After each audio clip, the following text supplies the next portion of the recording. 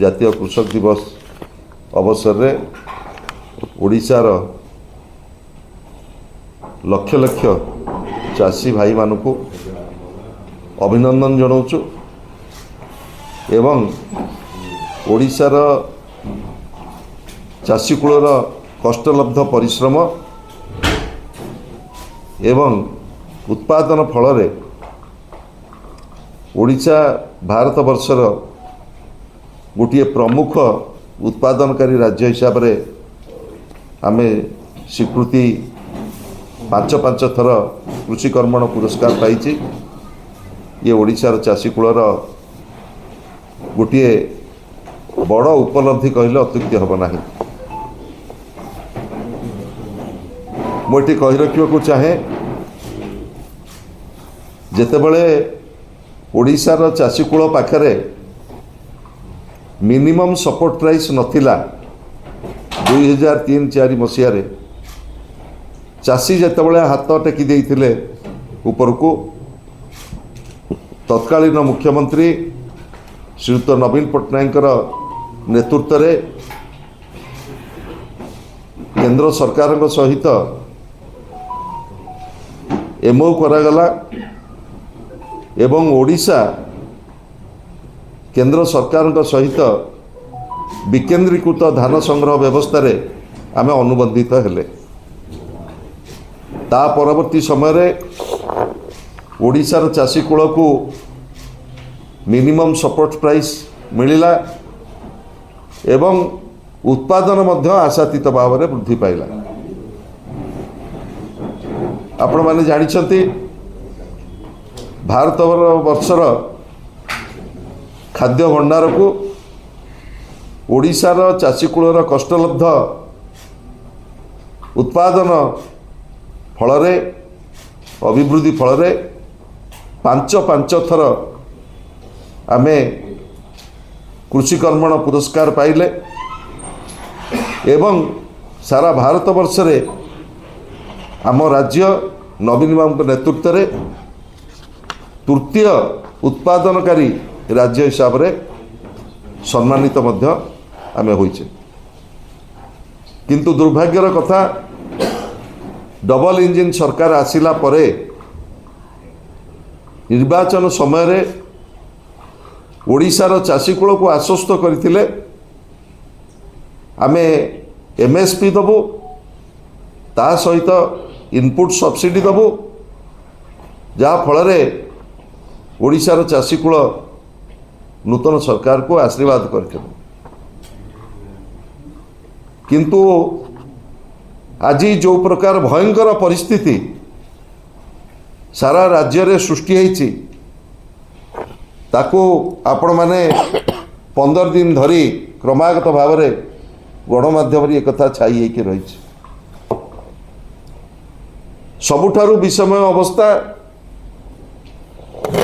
2024-25 खरीफ season जो धान उत्पादन होइछि सरकार जहाँ को संग्रह करने वैलिडेट करिसेंती से खरीफ 20% धान आहुरी संग्रह हो पारि नाही एवं रबी धान मध्य संपूर्ण भाव में संग्रह हो पारि नाही। 2024-25 20%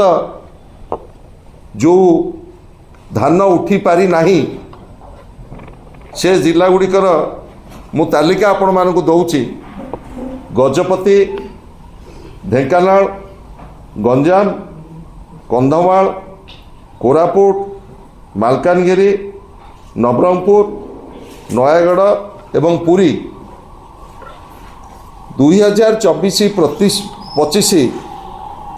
आमर खरीफ सीजन आपण माने जानिबा को मु कहूछि आमर गोटिए सीजन खरीफ एवं रबी 2024-25 रे वर्तमान आहुरी 20% धान संग्रह है नाही एवं रबी मध्य संपूर्ण भाव में संग्रह है नाही। वर्तमान आमे 25-26 खरीफ सीजन के आसिले ये 25-26 खरीफ सीजन नवेम्बर मासरे जेतेबळे पश्चिम ओडिशार संबलपुर बरगढ़ सोनपुर झारसुगुड़ा एवं आमर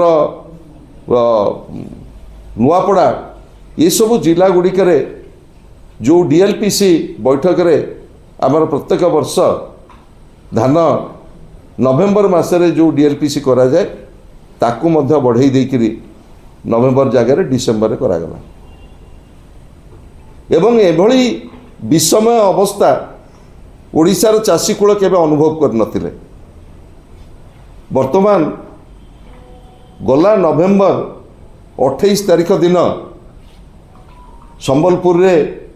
धान संग्रह करने पर सरकारी भाव में व्यवस्था करागला एवं ता पूर्व दिन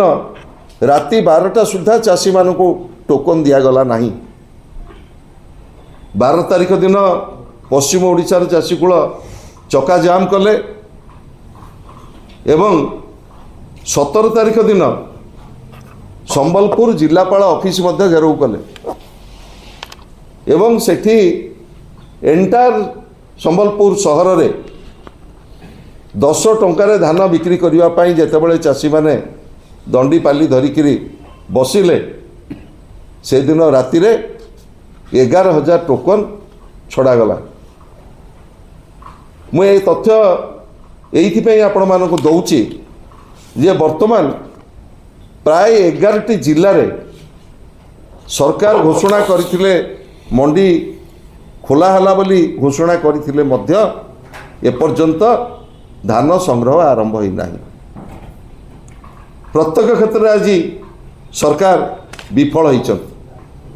वर्तमान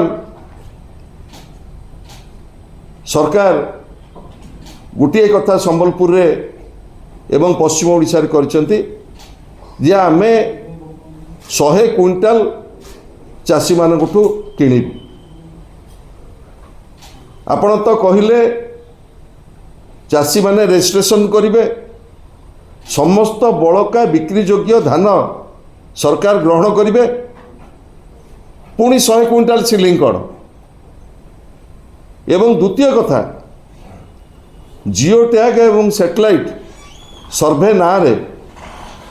जोठी धान हेइछि जेतेबेले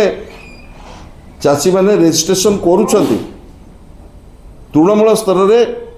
गोटे व्यवस्था थिला समवाय विभाग एवं राजस्व विभाग जोगाण विभाग रो क्षेत्र कर्मचारी माने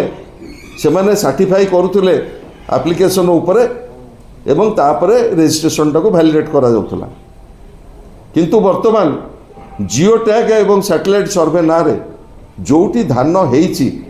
ताकू मध्य काटी दिया गलानी एवं ग्रेन एनालाइजर एफएक्यू यही भली कथा सब आरंभ करा जाए तमे एफएक्यू मानर धान दियो ग्रेन एनालाइजर मान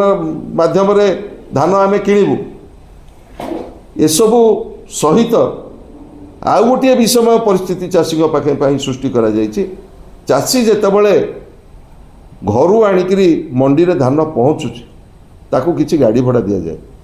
प्रथम थरक पाई सेथुरु मध्य ओडिशार चाषी कूल वंचित।